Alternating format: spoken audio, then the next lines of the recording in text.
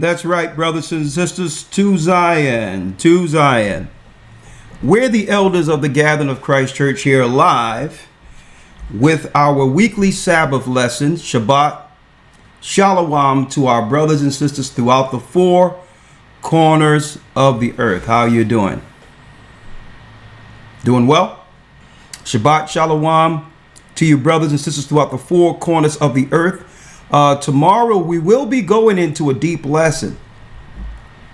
Satan, listen to me clearly, Satan in Mecca at the Kaaba stone. You can find Satan in a few places in the earth, right? Where he meet with his high priesthood within these specific areas. The Vatican is numero uno. Mecca, number two. The Wailing Wall, the Dome of the Rock in Israel, number three.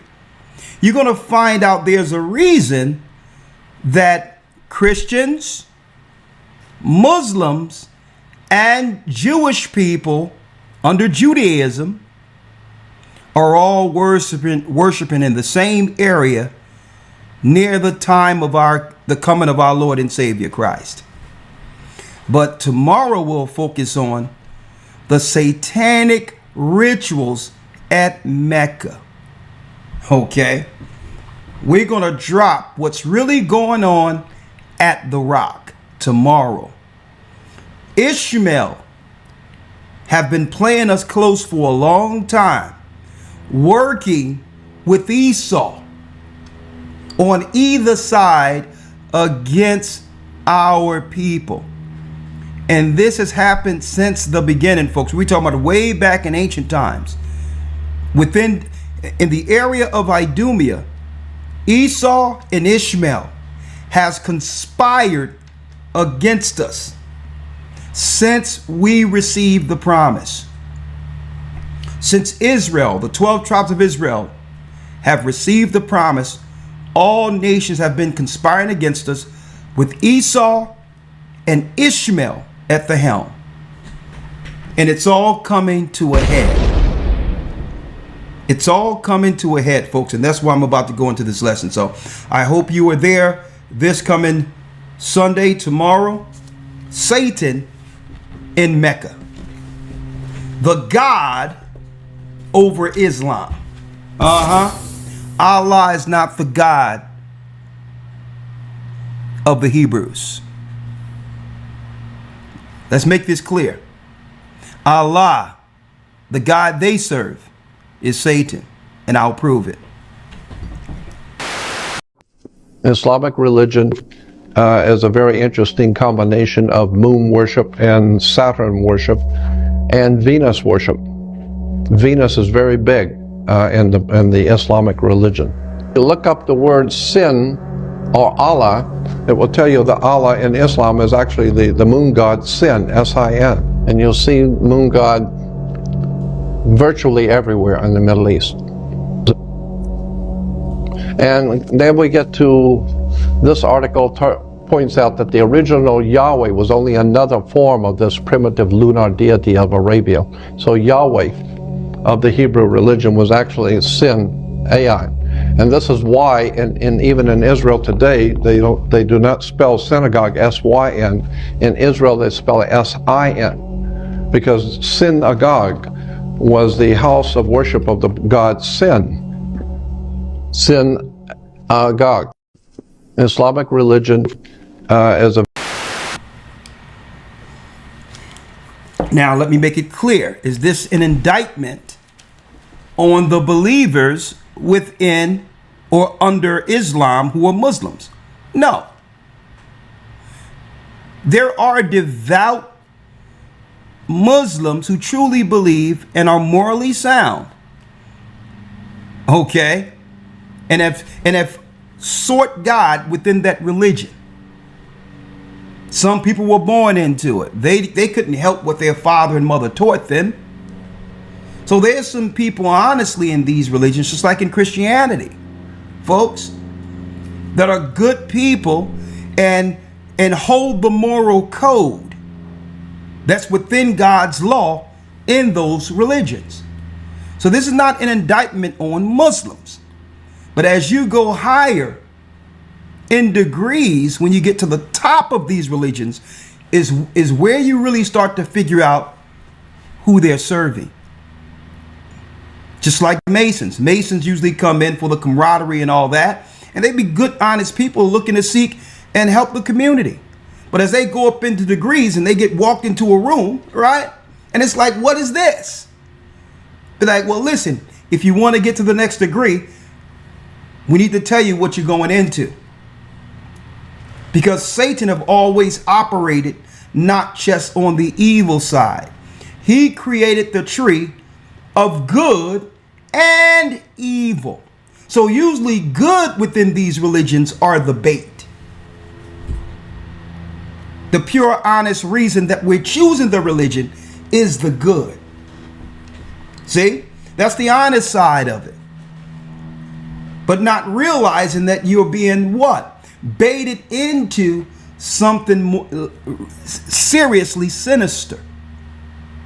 So when I go into these religions, I know we're living in a time of political correctness where everyone gets offended. And I'm telling you, this is not an indictment on Christians or an indictment on Muslims who are honestly seeking God. That's why we're here. At the end of time, which we're entering into, brothers and sisters, you know the truth will be revealed and the lid will be pulled off of all these religions at the very end. And then you have a choice, an honest choice, on whether or not you're going to come to the true God you thought you were serving within these religions. Now you can't hide behind my mother or father or whatever the case is. And this is the religion I growing up, learning and practicing under. Once you get the full understanding, now it's on you to choose to stay in it or choose right. So again, when I go into Islam tomorrow, this is not an indictment on Muslims. But I don't think you understand what's really going on over there at the Kaaba stone. Now, if you followed God and followed the Bible and understood that idolatry is sacrilege according to the Bible, if you understood that you're not supposed to bow down to anything on earth, any image, including a stone, that in of itself would save you from the judgment that's coming to Mecca and those who believe within that religion. See? So we're going to talk about that tomorrow. I don't want to spend too much time on that because, folks, the reason why I don't want to spend too much time on that because we're living in a time right now where the whole world is deceived, not realizing we're living in the end of days, and you have conspirators at the apex of this. Conspirators. In Arabs, Ishmael is complicit. Any place God's people are, our people, their plan is on either side. Either Esau is coming against us, or they'll lay off and let Ishmael hit us in a different direction. But they're still working in tandem to destroy us. They've been the controllers of our community, economically and otherwise. And this is why our people got to stand up against this garbage, black or brown crap they're using politically. It's too ambiguous. When they say black or brown, that means we should let somebody in our circle strictly because they have hue in them, which is utterly ridiculous. Utterly ridiculous. We've been attacked by black and brown people who are not our nation for eons. So what are you talking about aligning me with a person because he have hue in him? That's utterly ridiculous. That's been their Trojan horse to destroy us at the very last. And I hope our people are understanding this. We've been in a battle on two fronts. One front, the battle between Jacob and Esau. Unfortunate for us, we don't know we're Jacob and don't know that we're in a war. But he's on something else, and I'm going to show you. Unfortunate for us, we don't know that they're at war with us. We believe if we do all the right things and don't harm other people and be honest and look to take care of our family, which is good, but we believe that if we do all this, then no one should have a reason to undermine or destroy us. You are naive. You could be the most honest, best person on earth, and it's not going to change the fact how the enemy views you as a threat concerning the fall of when it comes to looking at the fall of their empire and what comes next for your children. So just because you think you are an honest person and ain't hurting nobody and why are people coming against me, listen, that's not a part of the game. Okay, they're going to come at you because of who you are prophetically and what happens for your family next when their empire falls. So they're looking to get the threat out of the way before prophecy is fulfilled. You got that?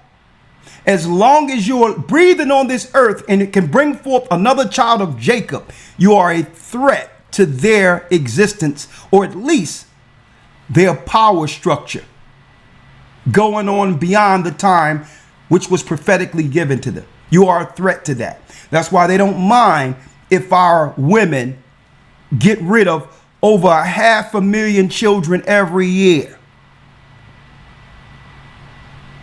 And they'll tell you, well, don't worry about it. It's a woman's choice, knowing that it always, whatever they roll out, it indirectly affects the poor disproportionately by default.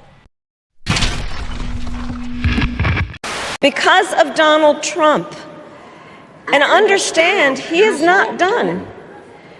As a part of his agenda, he and his allies would limit access to birth control, ban medication abortion, and enact a nationwide abortion ban with or without Congress. And get this, he plans to create a national anti-abortion coordinator and force states to report on women's miscarriages and abortions. Simply put, they are out of their minds. So you'll see a few of their people doing it, but at the end of the day, you'll see 500,000 of our people not getting that opportunity to breathe.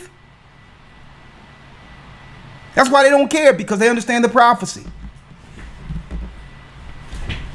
So we going on in this day.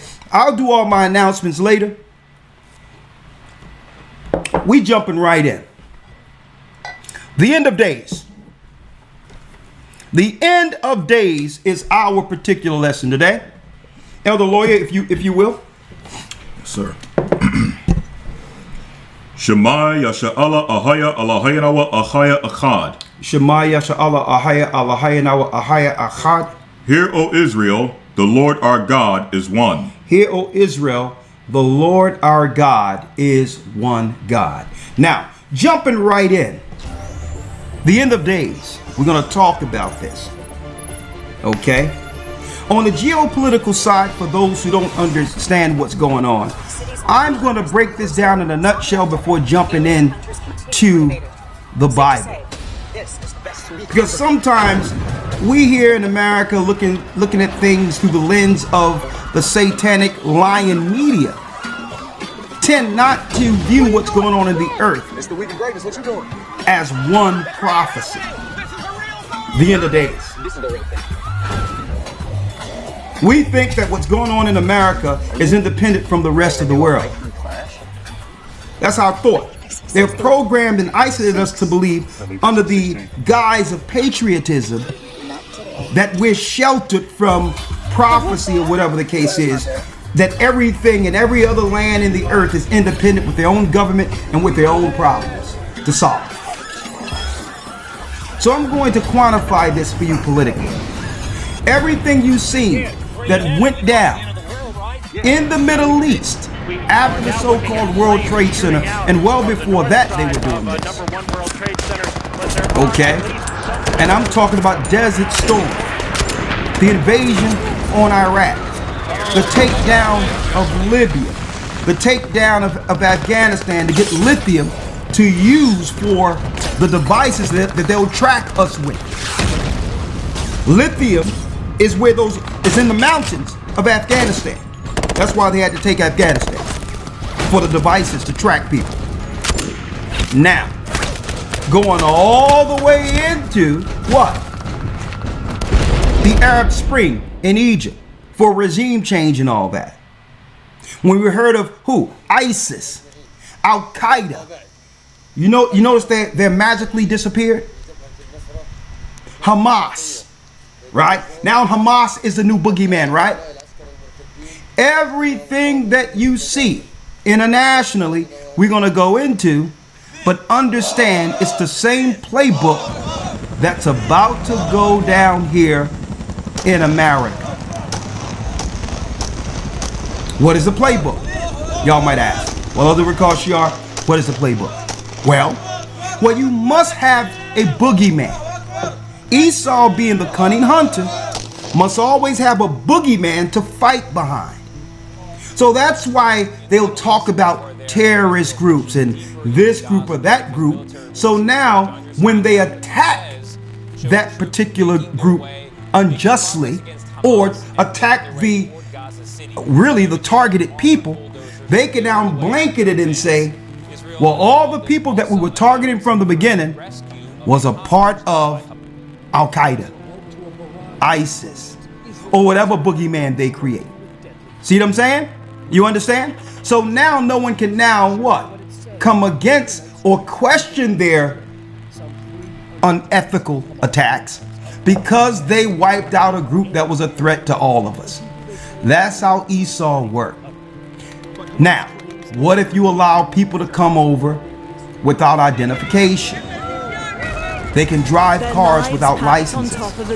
And someone told them they are above the law and they can do whatever they want to do within the United States. Well, at any time when chaos ensues within the United States, they can now say all of these boogeyman groups are now working all at once in targeted areas where they've been targeting you. And when you get destroyed and your family get killed, they can claim that someone in your family was a part of one of these boogeyman groups they created out of thin air. About once every long human lifetime, we basically reshape our outer world of politics, infrastructure, and usually in violent, organized conflict. And the fourth turning is that process. In order for that to happen, there has to be a very, very high level of fear. If that event needs to happen for us to get in line, where are we at right now? We don't realize how close we are. We live in a country that is so split. One end has to come out on top. They either have to separate each other, but I don't see any example in history where they peacefully separate. Get back! Get back! Or they are scared straight into agreeing because we have bigger problems outside. There's no way that's going to happen. This is the cycle. People don't understand how history works. These things happen and they force us to do things even that we don't like. It doesn't work because it goes in the way you want it to go, but it often takes us where we have to go.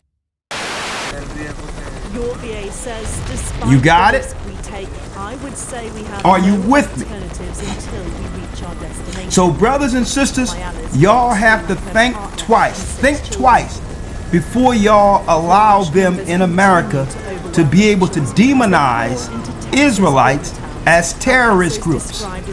Because you don't realize they're not talking about Israelites on the corner. They know that we're the children of Israel. So anytime they get rid of our people, they're going to loosely try to attach them to Israelites, when really Israelites have always been their target. despite the dangers faced, more are coming. And Don't our allow concerns- them to do what they did over there. And because you don't like the fact that the Bible is calling you out when it comes to sin, and now you want to act like it's a group threatening your way of life because they're coming with something different, only trying to help you. Don't allow the enemy to use that, because at the end of the day, when your children are getting destroyed at a higher rate than what we see going on over there with the Palestinians, So-called Western forces of Texas and California. guess what? You're not going to be able to cry about it because you have allowed it by siding with the enemy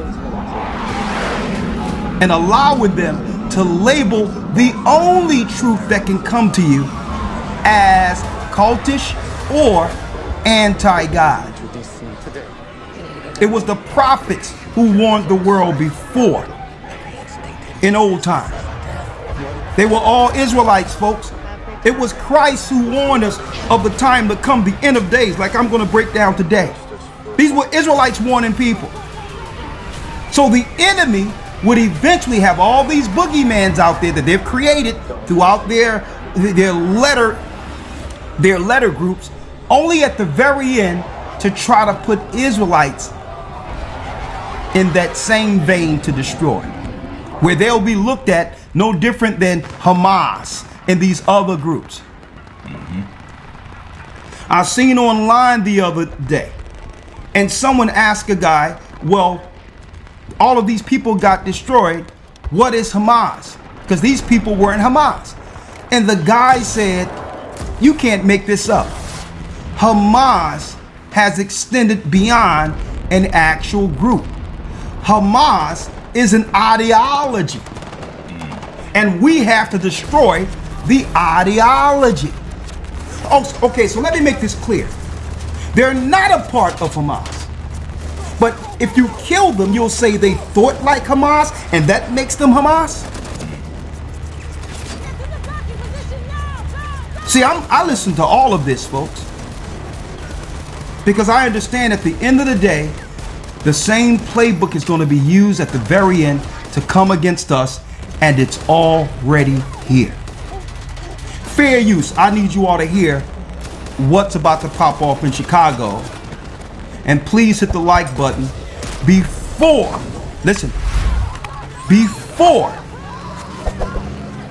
it all pops off, folks. I'm going to show you quantified how everything went over the Middle East and how it's playing over here in the United States right now, and what our people are preparing to do to defend ourselves. Why? Because if you begin to choke any area of self-reliance and or survival out of a people, the people will have no choice but to show recourse for the sake of self-preservation.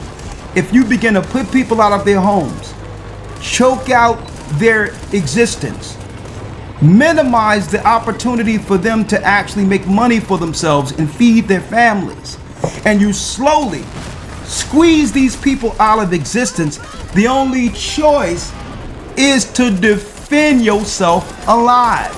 And that's what they have done systematically for the last 4 years against our people. So then there's going to be a timeline. They're squeezing us so that there's no upward mobility, no opportunity to make finances that can help us out of poverty.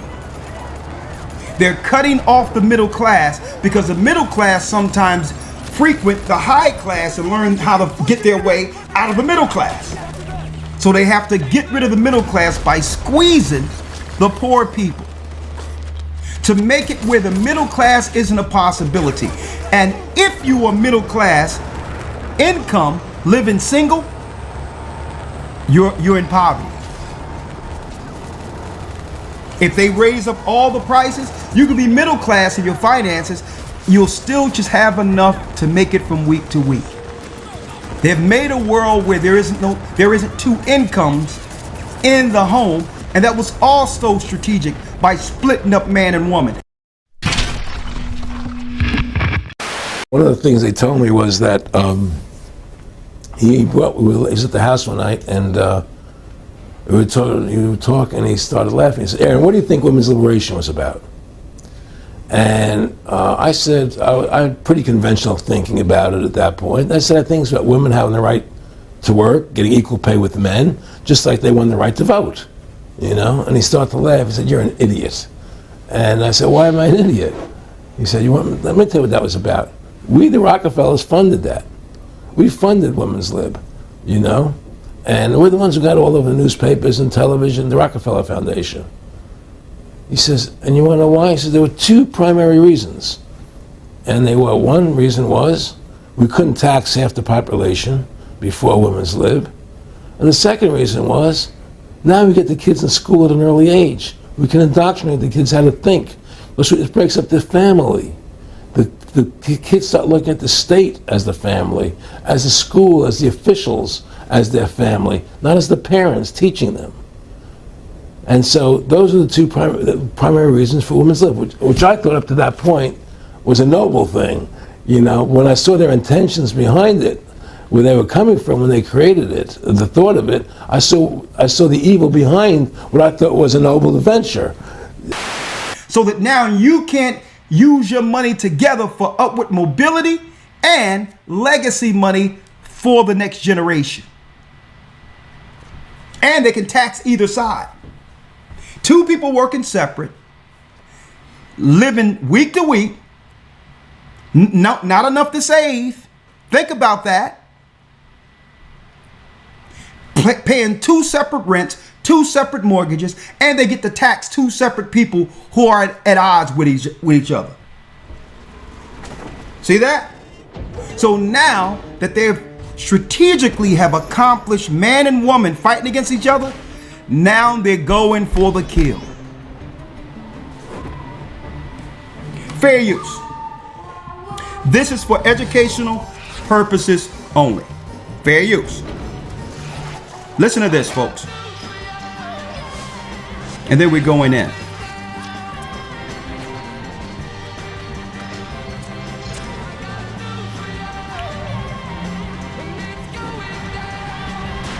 Ladies, there's a new housewife in town. Fair use. ABC's Desperate Housewives. The showdown begins Sunday, September 26th. Well, a war is coming to the United States in months, not years. Former 24-year veteran of the Customs and Border Protection, J.J. Carroll, just uncovered the truth of what's happening with Biden's border invasion, and the war will start in black communities. That's where it's going to start first. Listen to J.J. in Chicago talking with black citizens who are being crushed right now under the weight of illegal immigrants in their communities. Watch. This is America. This is America. There's a problem. And the people have a problem with Trump. Are you crazy? Biden did this. This is not Trump. Exactly. The Democrat Party in this city hates poor black people. And I'm talking about all of the Democrat Party. The Black Caucus and everybody else. This is a fact. They have starved the people. How do you know that? How do you know that? Because I've been in politics for the last 25 years. Ran for city council twice. They have no intentions for American citizens, especially black America. Poor black people in this city are obsolete. And JJ joins me now, fresh off of his trip. JJ, great to see you again. You know, you've obviously confronted some of the most unbelievable circumstances as it relates to the southern border in the United States, some of the most dangerous circumstances that you've faced with arrests. How does Chicago, far away from the southern border, how does Chicago stack up with what you're used to at the southern border? Fair use. Chicago's a war zone. And it is a forgotten, Trump called it the forgotten America, forgotten Americans. So the reason why I went to Chicago is I believe it's a ground zero of the invasion. This is the manifestation of treason. It's going to work from the coastlines in through the inner cities of major metropolitan areas. That gentleman that you showed, Mark Clayton, is an activist. Mark Carter, is an activist in Chicago. He took me down to the south side. I had to be escorted down there because of the gang violence and all the issues. but their local government has poured over $3 billion into their community for illegal aliens, not their community, but for illegal aliens. And they are being systematically pushed out of their communities like Inglewood. It is something I have never witnessed before. I feel like I'm traveled, I'm smart, I've been places. I'm telling you, when you go down to the south side, it is desolate, it is desperate, hopeless, violent. I would say 1 out of 4, 1 out of 5 houses are dilapidated and shuttered. The other 4 need to be shuttered. Businesses are closed and shuttered. There's no industry. They are bringing illegal aliens majority from Venezuela, and they are moving them out of their communities. Let me give you an example. The city of Chicago paid black residents that were living in these dilapidated shacks, if you will, $1,000 to move out. Well, why would the landlords in Chicago want them to move out? $1,000. Because each illegal alien has $9,000 attached to them for rent assistance. $9,000. So they're moving them out and moving them in. Now, Clayton, I talked to mega church. Fair use. So this is why landlords are trying to get people off of Section 8, and this is why many landlords aren't accepting Section 8 vouchers anymore. Why? Because they get $9,000 to move in an illegal. Someone who hasn't paid any taxes at all. Your taxpayers' money was used to bring these people in for what I'm about to talk about. So $9,000 in a capitalistic society, $9,000 compared to what you're getting in Section 8, they would rather find a way to get these people who are on Section 8 or low income out of these places because the money is good. So what of our people? Folks, come to find out, they have the same number of migrants that came in equal to the amount of our people they're looking to get rid of. Black pastors, street pastors, violent gang members that have come out of prison that are trying to reform their community, been in prison for murder for 21 years, another one murder for 26 years, and soup kitchen workers, everyone in between down on the south side of Chicago, black residents, black Americans. And they all say to me, to a man and woman, they say, we're going to war. And it took me back for a second, and I was like, okay, well, let's clarify what war is. And they said, whatever we have to do to maintain and protect our community.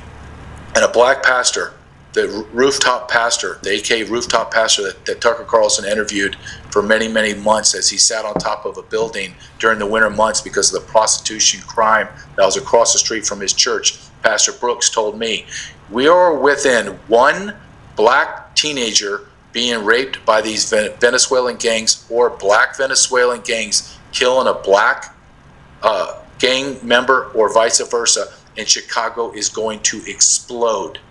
Explode. Everyone knows it, and isn't it coincidental, which I don't believe in coincidences, last week, DNC comes out and says, well, we're really kind of rethinking the Chicago DNC convention. We might do a remote. They know it as well as I do, that this is a powder keg ready to explode. Yeah, can you hold the Democratic National Convention in Chicago? I mean, what do you have to show for it? I mean, as we talked about with Mark, with the activist, he says, you're seeing Democrats have destroyed this city, so you're going to bring the Democratic National Convention there? I mean, you're right. This is a. Now, when you get a chance, fair use, you can go to Redacted. They have a lot of good information you can parse through there. You know, very good information. But all in all, what the gangster disciples have come together. All the gangs within Chicago who was once fighting one another have come together and say, listen, these people are urinating all on our stoops. They're crapping and all that in the schoolyard. Our children cannot play. They're looking at our young girls in the community. We're just waiting for one of our people to get harmed by these immigrants or these illegals they have let in this country, and the war will pop off. Now, why is this so deep? Well, this is the play of the enemy, the cunning hunter. I told you all a long time ago how they play it. They need an excuse to bring in the National Guard.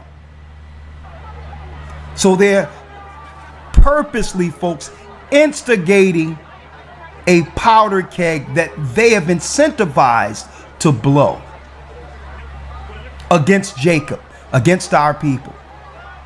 Now, before we go into the scriptures, let me drop this piece here for you real quick.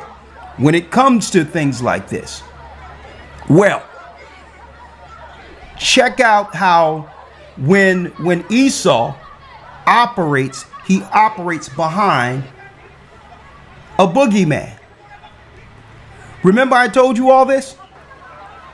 Well, if they can create a scenario to have provocateurs come in, then they can start what they'll label civil war. Because what was happening over in these other countries that we were hearing when it came to Libya, Iraq, we were being lied to. We were told that these were civil wars that the UN had to come in to resolve, when there weren't no civil wars. They were using the same people, mercenaries who look like the people, Arabs and all that, who were being paid to go from one country to the next to start insurrections, to start civil unrest. And they were publicizing that here in the United States as if these were the citizens of Iraq that were upset with their government or leaders or dictators who then needed regime change. They would do it from one place to the next when these weren't the citizens of those countries.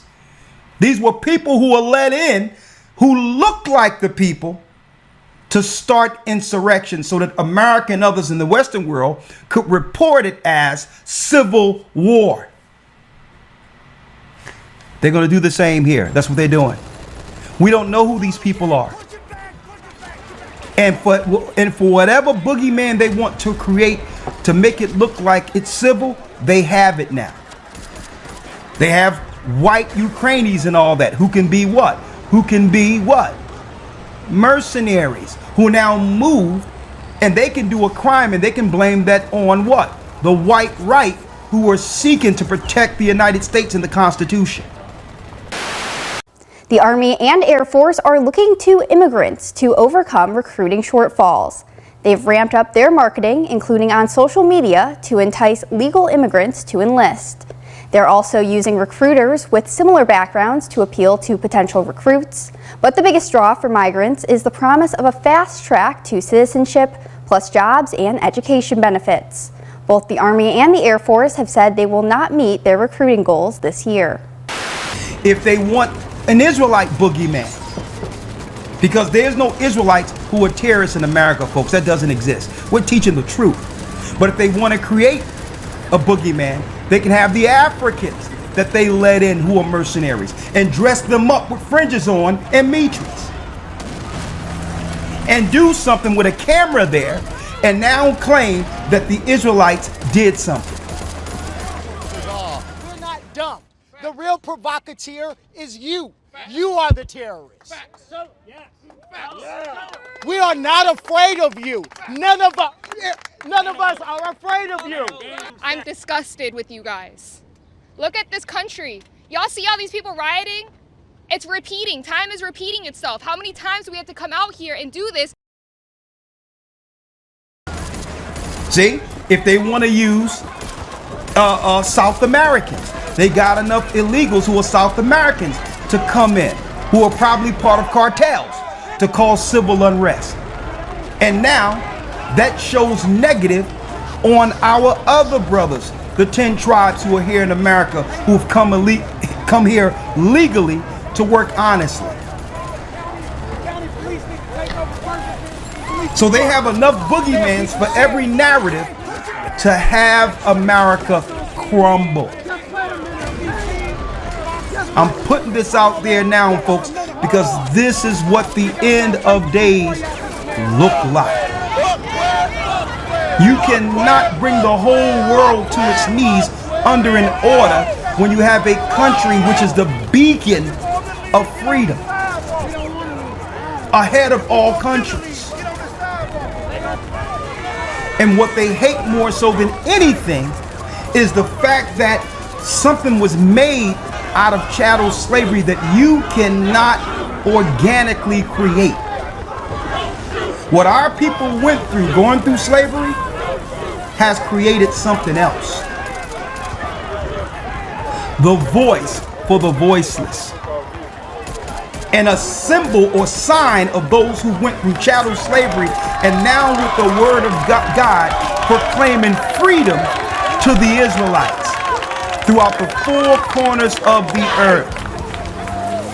What better people to proclaim freedom than those who went through chattel slavery and was at the base and bottom of all people on earth and now have the what? Have the voice through the courage and spirit to speak truth as what? As a dead man rising from the grave. What else can you do to us? We went from the bottom. We were even rejected by our own people who sold us in Africa. And we survived like Lazarus rising from the grave. And the Most High created something out of us through those particular experiences that no one else on earth could possibly understand. We understand what it means to go from death to life. So what else can you do to us?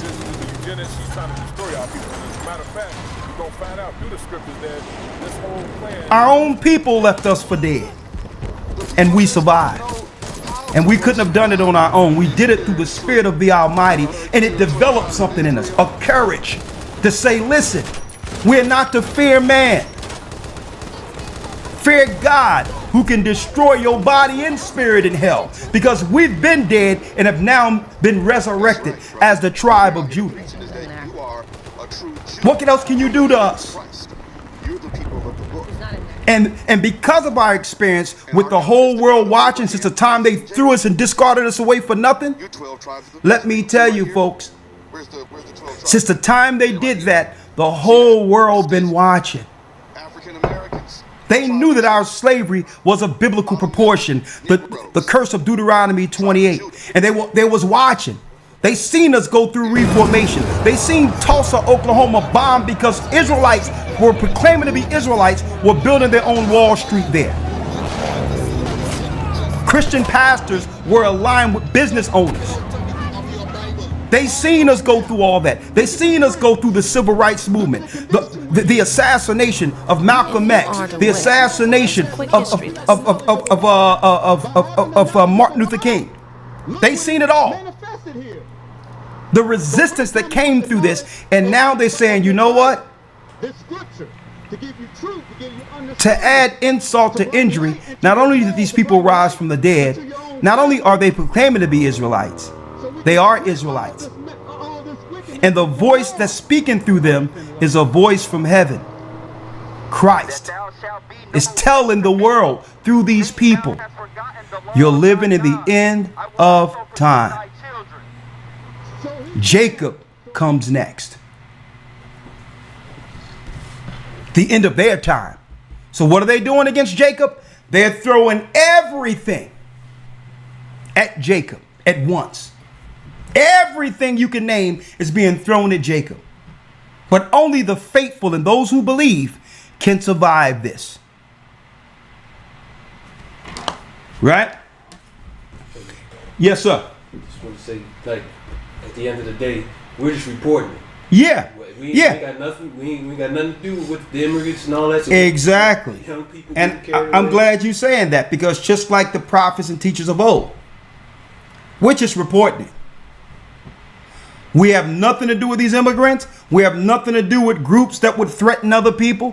Folks, we're just reporting the narrative that mainstream refused to talk about. The prophetic angle. But I'm giving you the insight of how the enemy worked on a low level so that you don't get caught up in these little stories that come out of it, knowing who's actually pulling the strings. So when you see people going out there and they're marching, and guess what? Have a right to, because these migrants are going to be doing all types of stuff, harming them and all that. You go out there, you will get destroyed in the wake because you will be labeled as that shadow group they have created. Even if you're right, you go out there and become one of these people who say, man, y'all doing all this to our people, and you're out there with all of them, you are now part of the group. They're going to report it as this group is growing. This resistance group amongst the black people are growing. Something they'll create. So what you're to do is to step out of it and say, you know what? Elder Ricard Shiar, the Gathering of Christ Church, Elder Lawyer and others, they told us about this. Let me listen. Even though I'm upset, let me sit back before responding emotionally.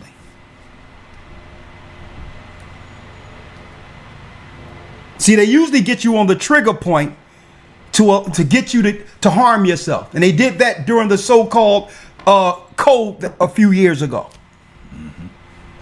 They'll usually trigger you into an emotion where you'll do a reaction. No. When it happened, do not go out amongst them. Sit back. Watch it. That's how the angels are doing this. Our angels are looking at it. The heavenly view is checking it out. And if Satan baits you into the cloud of smoke, you may lose your life in it and be labeled. So we're Chester reporters here. This is how they're going to take down America. This is why America is presented as so weak.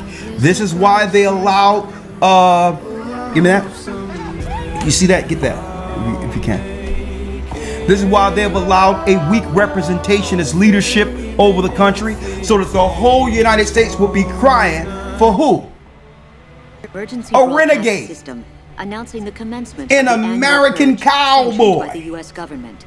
Weapons of See? Class 4 and lower. And this is where Trump comes in at. They say, well, listen, I'll come in and bring order. Government officials of ranking 10. See, that's how they're going to do it. From the purge and but the order that he brings will not just destroy the people that they sent over as provocateurs. Police, fire, and when they come in, all of these people who are paid to come into the country will take shelter, and then they'll attack their targeted people who were targeted the whole time. Us. So they'll bring in the cowboy later. The old sheriff to bring order later.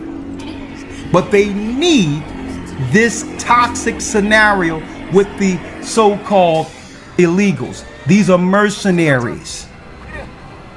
And even the families that are coming over honestly to get an opportunity, they are going to be used as collateral damage. Because all mixed up within these people that are coming over are provocateurs. And this summer is going to be a doozy. Watch what I tell you.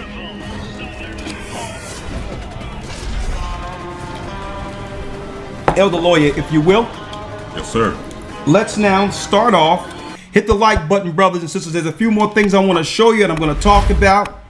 Do not get pulled into all of these scenarios. Right now you hear them talking about Palestinians and what's going on in Palestine. That political talking point, don't even get involved in that. That have nothing to do with you. Okay?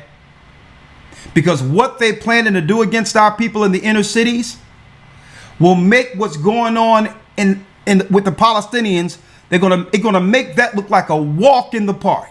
I'm telling you. It's about us saving ourselves alive at this point. That's what it's about. It's none of our business what they're dealing with over there. When they're putting our sisters out on the street. You got this administration jacking up the prices, knowing that our people can't even feed themselves. And now you got other people, there's certain stores that will refuse to take EBT. And that's all the food some of our people have. So now they're going to isolate you where you can only use EBT for the same food that's killing you. Some of our people smarted up. We was like, well, okay, I'm not going to shop in the neighborhood where they're giving us alleged poison food, rat food. We've been taking our EBT and going on the outskirts of the inner city, in the suburbs, where they got organic foods, and you can see the water dripping off of the organic lettuce and all that. And like, man, am I in a Garden of Eden? You walk through one of their produce sections, you think you're in a Garden of Eden. Our people, sometimes we get it late, but I'll tell you, we've been up on game and say, listen, this EBT can go better someplace else. And we've been going to getting fresh organic food coming right back, even if we have to drive 40 minutes. Now when you go into these areas, they'll say, no, we don't accept that no more.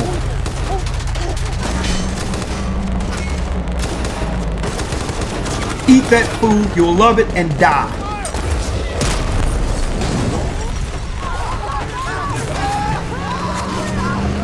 So you know we have to come with solutions, right? And I'm going to go deal with some solutions today. But also, this week we're dealing with the evil in Mecca. Next week we're going to be dealing with what? Surviving Jacob's trouble. We're going to go through all of the prophets and all of that to show you in crisis how they were able to deal with it from a what?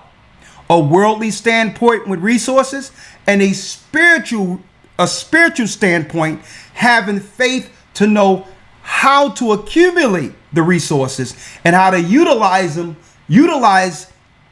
those resources through the crisis.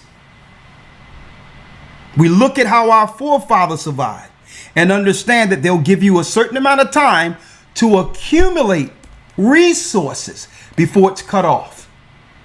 And I'm telling you folks, we're in that time. What I'll say now is we got about 2.5 to 3 years to get all the resources we'll need. They're going to have to carry us the rest of the way before it's all cut off. So now we have to understand, okay, how do we plan? With the resources we have, how do we make that stretch? How did our forefathers do so? Maybe we're going to have to do what some of these other people who have now leapfrogged us do. Sometimes these other nations come together in one house and they share a house together because they can get along to save resources. Across the country, ordinary Americans from all walks of life are taking whatever measures necessary to prepare for what they perceive as the end of the world as we know it. Next, we go inside the lives of 3 committed preppers to see if they have what it takes to survive. This is Doomsday Preppers.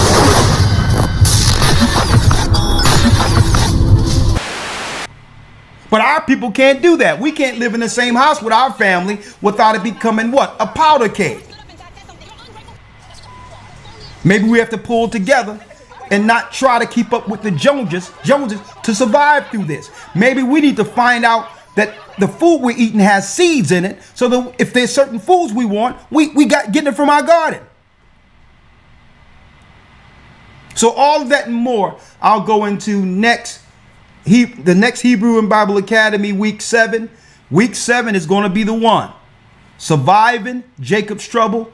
It's going to be a very informative breakdown on how the prophets got through crisis and all of that.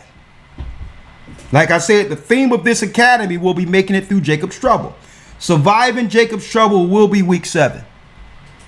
We'll go into what Abraham went through, Isaac, Jacob, us in Egypt, even how Christ actually put together with the disciples how to come together at the end time. You see people where it says all things common. That will happen. But we're not supposed to be doing all things common now. That's survival mode. That's when everything breaks down and then everything is pulled together to get all of us through. You're not supposed to be doing all things common right now. You know why? Because you can have a tyrant at the head of it now, and he'll just be grabbing everything for himself, squeezing out the men. Perhaps you see this place as nothing more than a mirage. Sunning the men amongst them. I need y'all to think about that. If a woman, what do you think of the king? Think about this. If a woman see her husband who worked for the legacy of their family give all their money to one man who owned things, who do you think she's going to want? You think she's going to want you? What we are doing here is a secret. Or the man you giving her money to?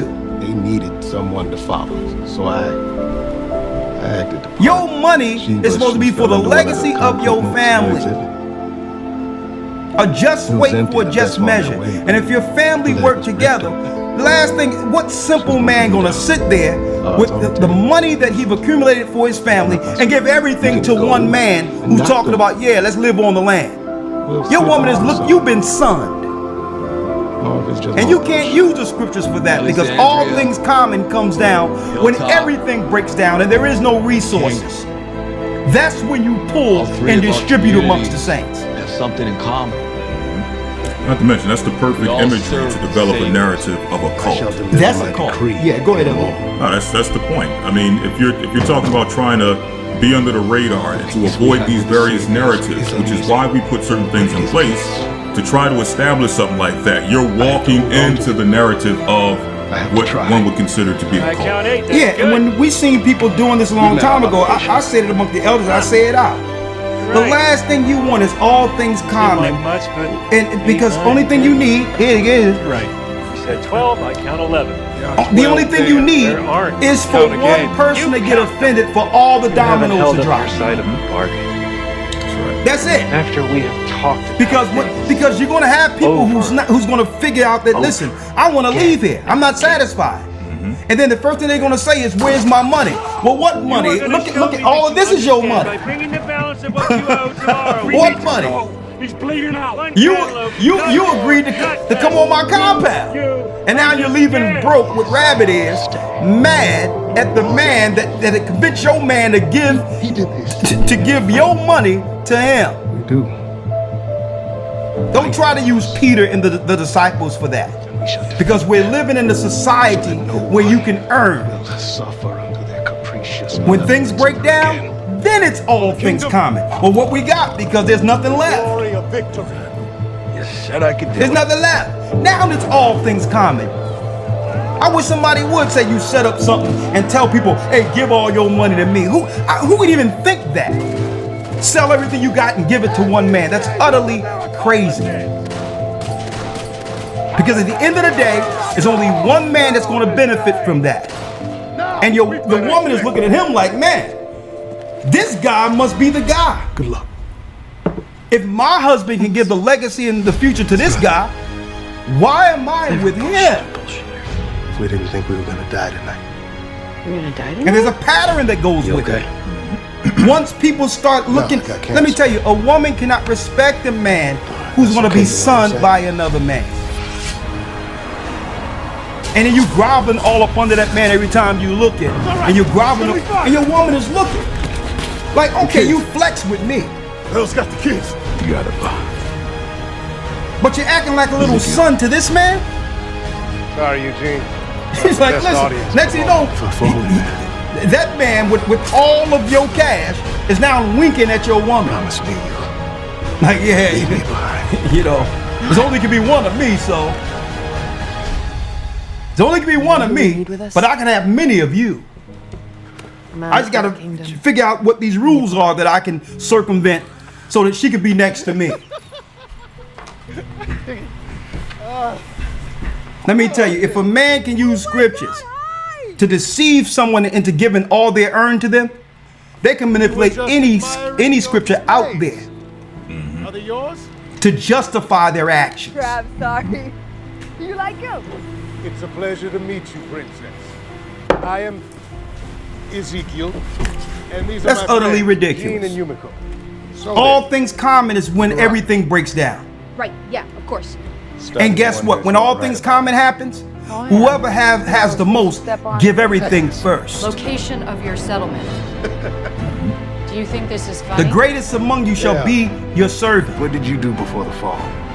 Let me guess. Asshole beat cop. Yeah, that's what I'd like to know. Now let's go in, Elder Lloyd. Jeremiah 30. Let's do it. Yes, sir. Jeremiah 30, verse number 5. Let's go. Hold on. In fact, I started 4. Hold on, let me grab it here. All right, Elder Lloyd, you got it. Yes, sir. Jeremiah 30 and 4. Yes. And these are the words that the Lord spake concerning Israel and concerning Judah.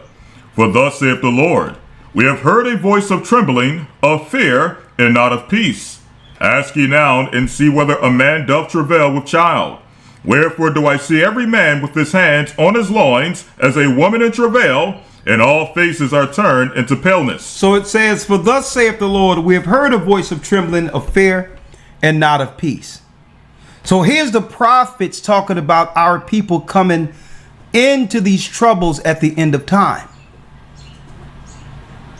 where it seems as if there's a conspiracy to press us to the degree in which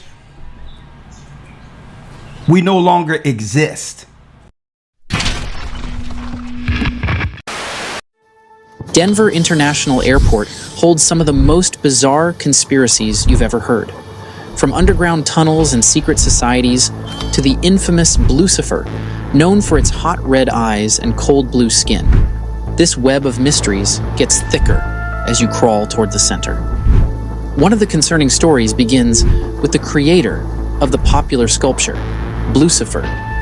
In 1992, the Blue Mustang was commissioned to Luis Jimenez for $300,000, but was not erected at Denver Airport until 2008. You see, Jimenez suffered medical setbacks due to health issues. To make matters worse, one day he had a heart attack, and much sooner, he would require surgeries on his hands. Throughout this period, Denver airport officials had been waiting to display the Mustang, and quite frankly, they had run out of patience. After many missed deadlines, the city sued Jimenez for the $165,000 it had paid him up front. He countersued. The agreement reached was for Jimenez to complete the sculpture. However, on the 13th of June 2006, while Jimenez was working on the statue, one of the large sections of the Mustang hoisted above him fell, pinning him down like a small rabbit caught in a giant owl's grasp. He bled to death on the spot. Now, some reports say it was the torso, and others say it was the hindquarters. Would you call this a coincidence? One of the sculptures in his studio depicts the scene flawlessly. Nonetheless, the sculpture was unveiled in Denver 2 years later, after his death. Being the creator of the sculpture, news of Jimenez's death spread, causing rumors and brand new conspiracies. But upon further scrutiny, are these even conspiracies? Or could they be real? Here's a quick tour. As you approach Denver's mysterious airport, you might feel a little uneasy. The modern building rises up from the flat Colorado plains, like a futuristic castle. Its sharp angles and tall points reach up towards the sky, giving it a somewhat strange and interesting appearance. That looks oddly familiar. When you enter the terminal, you'll notice a modern and sleek design. The air is thick with the hum of fluorescent lights. A big mural called New World Order dominates the wall with strange symbols and imagery that spark whispers of secret societies and government plots. Look up, and you'll see creepy stone gargoyles perched on top of the pillars. Their eyes seem to glow intensely, as if warning travelers of the unknown forces that might be lurking in the airport's corridors. While many of Denver Airport's secrets are hidden from view, others are openly displayed. This is Leo Tanguma, the artist responsible for the creation of 2 controversial murals. Children of the World, Dream of Peace, depicts contrasting scenes. One section shows a soldier wielding weapons amidst scenes of war and death, while the other section portrays children from around the world laying down their weapons and coming together in peace. His second mural, Peace and Harmony with Nature, shows children mourning environmental destruction and extinction in one section, while the other portrays children working together to restore and celebrate nature. Tanguma himself has said these murals express a desire for global peace and harmony with nature. However, some viewers have focused on the themes of war, death, and destruction, interpreting the artworks as containing hidden messages about the apocalypse and a future tyrannical government. Much later, a photographic series documenting Denver's airport construction by Alex Sweetman's Art Chronicles raised a few brows. You see, while many of his photos capture beautiful scenes, one photo of a field of dead sunflowers caused unease. Is it a coded message about something sinister, or simply a reflection of the changing seasons? But here's the giant question. Why are these works in an airport? If you ever visited Denver Airport, you could miss the two small gargoyles perched in the east and west baggage claim areas. Compared to the huge blue horse and the giant murals, these lovely sculptures don't quite stand out. But these stone creatures have been a common feature in religious architecture for centuries, including the famous Cathedral of Notre Dame in Paris. However, some visitors have misinterpreted these particular gargoyles as symbols of evil rather than benevolent guardians, the airport claims. Shortly after people's complaints, talking gargoyles were installed. Yeah, not weird at all.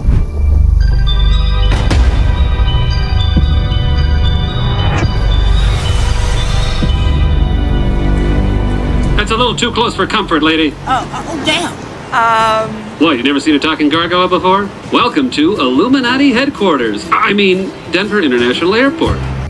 Some viewers found the statue as a good addition, and others not so much. The most clever trick Lucifer ever played on human beings is to convince them he doesn't exist. Another user said, hide in plain sight so that they never question it. Genius. The crazy part about this is, it could be a real gargoyle, and people couldn't tell the difference. This is awesome. Hello? Do I know you? Are you hungry? Oh, I'm starving. You got anything for me? Those flowers look delicious. Oh my God! Oh, it's because of the conspiracy. Oh, it's because of the conspiracy. Look at me. I'm a little know-it-all. Will you get back over here? I got a question about this conspiracy. Did you have to buy an extra seat for your hat, sir? Sir, are you stealing a desk? Sir, you have resting, confused face. Do you have a favorite animal or pet? A caterpillar.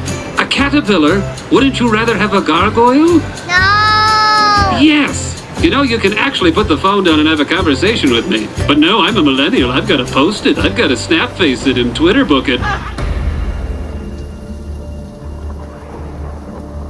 You might think some of these are bogus or wild claims at best, but there are some theories that are sure to leave you scrambling. In 1995, Denver's primary airport, Stapleton, was replaced by DIA. At this time, conspiracies surrounding the airport argued that Stapleton was perfectly fine and didn't need replacement, although there is one undeniable fact. Stapleton's runway layout was flawed. The parallel runways were positioned too close together, compromising safety during bad weather conditions, which occurred approximately 150 days a year. This problem led to a huge reduction in hourly arrivals, from 80 to 36.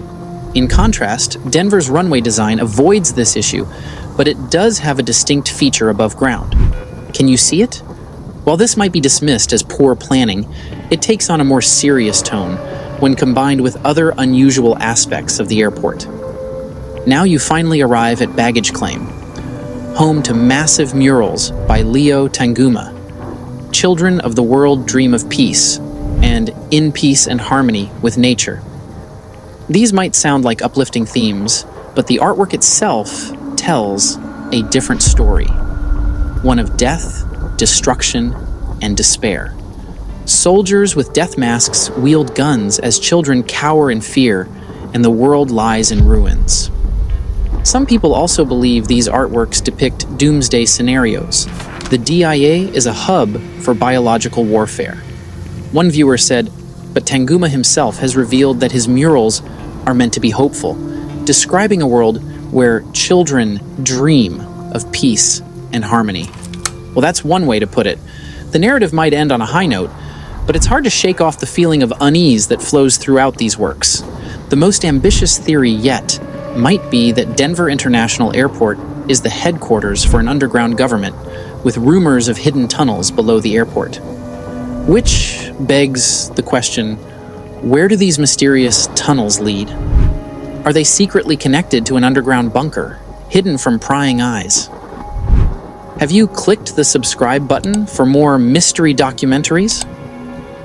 You see, many conspiracy theorists believe that DIA is more than just an airport, with some calling it the nerve center for a sinister force, like the New World Order, or even the American government itself. You might think that's far-fetched. Well, there are buried buildings beneath the airport. Now that's a pretty strange coincidence. Are they hiding something? Flash backwards to 2007, a whistleblowing construction worker alleged that some project was delayed because at least 5 multi-story buildings were completed and then mysteriously buried underneath the airport. A few days later, he and some co-workers also testified to the existence of a complex network of underground tunnels. But on the 16th of February that year, something strange happened. Reports say the windshields of 13 planes cracked while at Denver Airport, a staggering number that left experts baffled, and not a single explanation in sight. The weather was ruled out, and our birds weren't the culprits either. What do you think was behind this incident? Was this evidence of a nearby testing facility, or something else? The truth remains behind a fog of mystery. Another step into the fog, and you arrive at Denver Airport's tunnel system. You see, Denver had 2 standard connecting concourses, but they wanted something different, an automated baggage system. This project raised more questions than answers, costing more than $560 million. The system was supposed to streamline baggage handling, but it failed miserably during testing and never recovered. What's even more baffling is that it was abandoned by most concourses by 2005, despite its hefty price tag. So, what was the real motive behind this failed project? Was it just a clever cover for something more devious, like the construction of secret tunnels? Flash forwards to the present, and some disputes have surfaced challenging every major theory. You see, early on, one of the most intriguing theories about Denver Airport was that its runways resembled a swastika, and at first glance there seems to be a likeness to the notorious symbol. But as we dig deeper, the real reason behind this design becomes straightforward. The design of the runways is actually a clever way to maximize efficiency and minimize disruptions during bad weather or strong winds. Spreading out the runways this way, with multiple sections, would allow for simultaneous use, reducing the need for shutdowns and smoother traffic flow. Now take a closer look at the runway. This time, what do you see? Our brains are wired to seek patterns, and the airport's design creates a sense of recognition, but upon closer inspection, the swastika loses its shape. Remember that the elements traced in the graphic were chosen to best define the expected pattern, not because of their importance. Even then, many elements must be ignored to maintain the illusion of a swastika. So, is this really a sinister plot, or just a smart design solution? Another bogus claim was about the New World Order. The dedication capstone at Denver Airport features a Masonic crest and mentions the New World Airport Commission, which has sent conspiracy theorists into a frenzy. According to them, the New World Airport Commission is just a cover for the big bad, the Freemasons, century-old secret society pulling the strings with major ties to the New World Order, a group of global elites who wield power over international affairs. But as it turns out, the New World Airport Commission is actually a real thing, and there are countless articles and documents to prove it. 36 years ago, the commission was formed by Charles Ansbacher, chair of the state's Council on the Arts and Humanities, to organize the airport's opening festivities. It was temporary and disbanded soon after the airport opened. The name New World comes from Dvorak's symphony, also known as the New World Symphony. A short glance away from the capstone, and you'll be face to face with these strange inscriptions on the ground. Like with most things, the majority of the public has shown divided interest in these ominous markings. Some think they're in a secret Kabbalistic language, and others don't mind the artistic works, but they're actually in a peculiar language called Navajo. Recently, most of these inscriptions have been translated, with some of them reading White Mountain, Tall River, and a sacred mountain for the Navajo people. Some other inscriptions like Ao and Ag have also caused serious stir. Now, some of you might think this is a nod to Colorado's rich mining history, and you'd be right. But on the opposite side, some folks think it's a secret code for a deadly pathogen called the Australian antigen, except antigens trigger immune responses. The irony here is the antigen is actually used to diagnose and treat hepatitis B, and not to wipe humanity from existence, which leads to the next major theory, Lucifer, the demon horse. After all, this horse did kill its creator, right? One of the major reasons why people believe the blue horse is evil, frankly, is due to its appearance. And if you disagree, well, imagine seeing this in your dreams. Just as large as the 32-foot massive horse are the controversial murals by Tanguma. Leo Tanguma's 3-paneled mural, Children of the World, Dream of Peace, has been on the tip of many lips. The first panel, in particular, has raised a fury of eyebrows with its haunting imagery, which some claim foretells a dystopian future under the grip of a new world order. But, as with most things, context is key. The first panel shows the devastating effects of war, with grieving parents, ruined buildings, and children seeking refuge in the rubble. A faceless soldier is shown piercing a dove with their sword, symbolizing the destruction of peace. This panel has understandably garnered the most attention, and you can see why. The second panel displays the catastrophic consequences of climate change, with dead animals and humans lying in coffins. Children from diverse backgrounds gaze on in shock and disbelief as a forest burns in the background, but the final panel offers a glimmer of hope, showcasing people from all walks of life embracing each other and rejoicing. Weapons of war are repurposed as tools for peace, and children lead the charge. A broken statue of the faceless soldier lies discarded, symbolizing humanity's triumph over aggression. However, when viewed as a whole, the mural tells a story of humanity's journey from darkness to light. While some of Tanguma's work may be unsettling, the overall theme is one of hope and resilience. But if you ever visit Denver's airport and can't find some of the giant murals, well, that's because they've been kept since renovation started in 2018.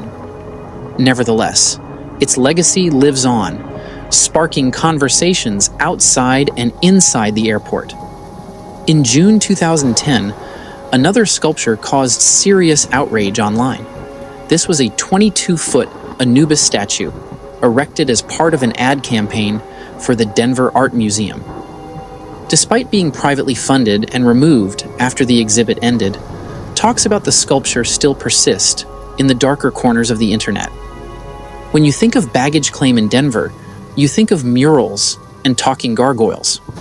Although the airport has released several claims that gargoyles, perched on the east and west columns in suitcases, are meant to protect travelers' luggage, their demonic faces have led some to believe they're part of the airport's sinister agenda. Remember that oddly strange design? You might have noticed Denver Airport's roof bearing striking resemblance to the Ku Klux Klan hood, but the airport has also released official statements saying the designs are inspired by Rocky Mountains and the region's natural landscape. Now that's a pretty wild coincidence. Burial grounds. This was another of such claims. Not so long ago, the airport's construction faced so many setbacks, fueling early conspiracies.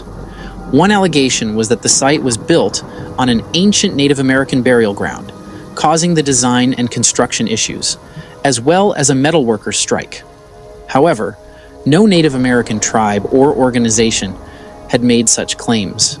In fact, historical evidence proves the site was a hunting ground and not a burial ground. Equally, no evidence has been available to back up the group of construction workers that claimed some underground bunkers were secretly being built.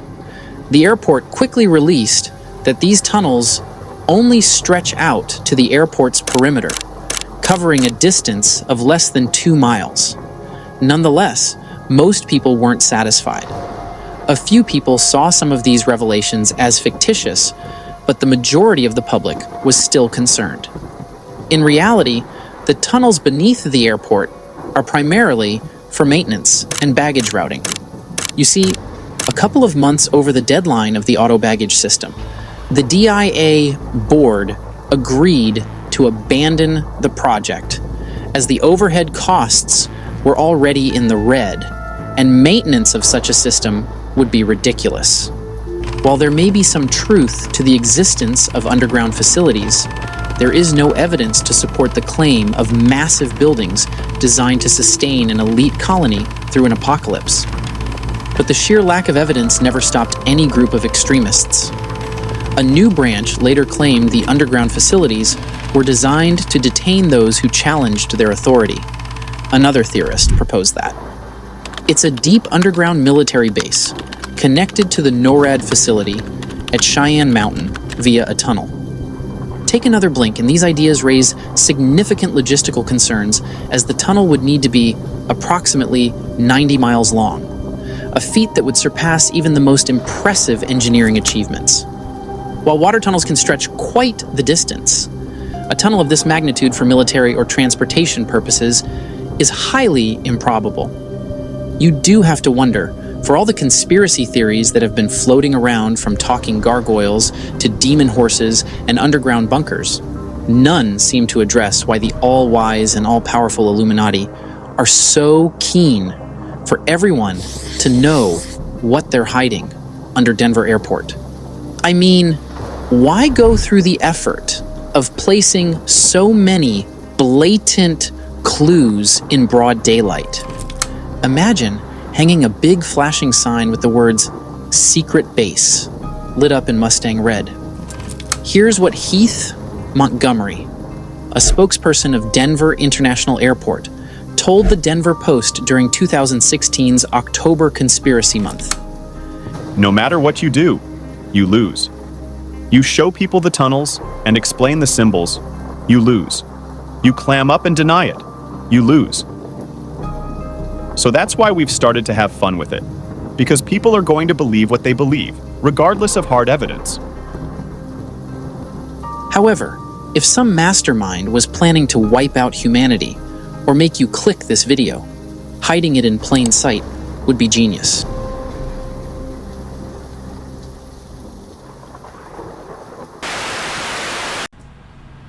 And folks, no matter, listen to me and listen to me clear. If you haven't heard anything today, whatever they come out with at the end of it will suffer more than any other people. One question from me. Where does any synthetic molecule serve the living? They don't. Right. I mean, none. And am I right in suggesting that a medicine, by definition, is something which contains synthetic molecules, something that is registered, patented, and put into the market as a medicine? Absolutely. Proper. Right. So what I'm learning from you, Dr. Young, is that a quadrillion-dollar enterprise is at work amongst us, decimating, culling the human family. Intentionally. Intentionally, using synthetic molecules which by design are are cancer, AIDS, all of the It's bogeymen for you the, could dream up. yeah, it's for the purpose of sterilization and population control. There's too many people on the planet we need to get rid of. In the words of Bill Gates, at least 3 billion people need to die. So we'll just start off in Africa. We'll start doing our research there, and we'll eliminate most of the Africans because they're deplorable. They're worthless. They're not part of this world economy. So they have their rights taken away, and they're suppressed, and they're experimented.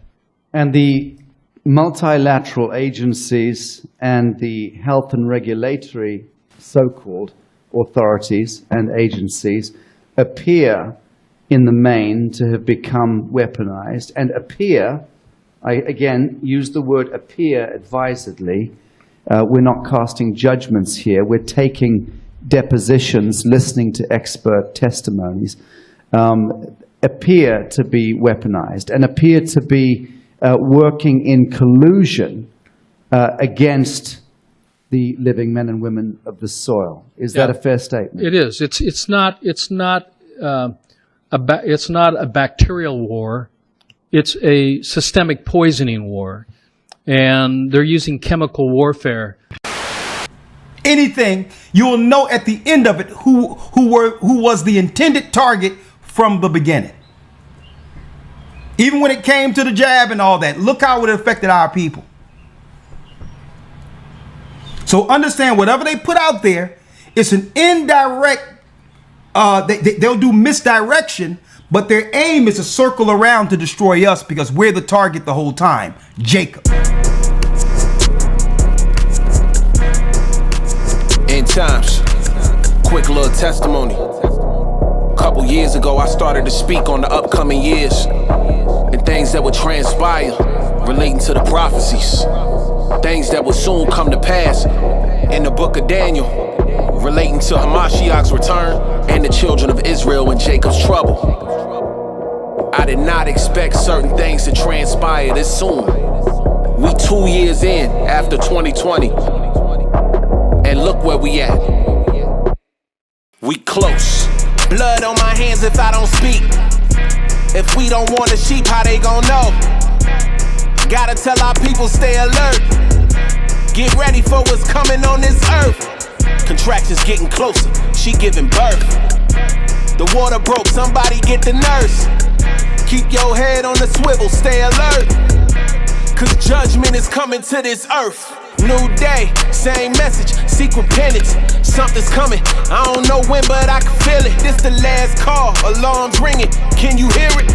Don't hit that snooze button, you don't know who's coming. You rejected, that's on you, I'm still gon' sow a seed. Rise up, hold your head up, cause you royalty. This ain't the time to be slacking, it's time to get active. Ain't no half stepping, the word is your last weapon. Blood on my hands if I don't speak. If we don't want the sheep, how they gon' know? Gotta tell our people stay alert. Get ready for what's coming on this earth. Contractions getting closer, she giving birth. The water broke, somebody get the nurse.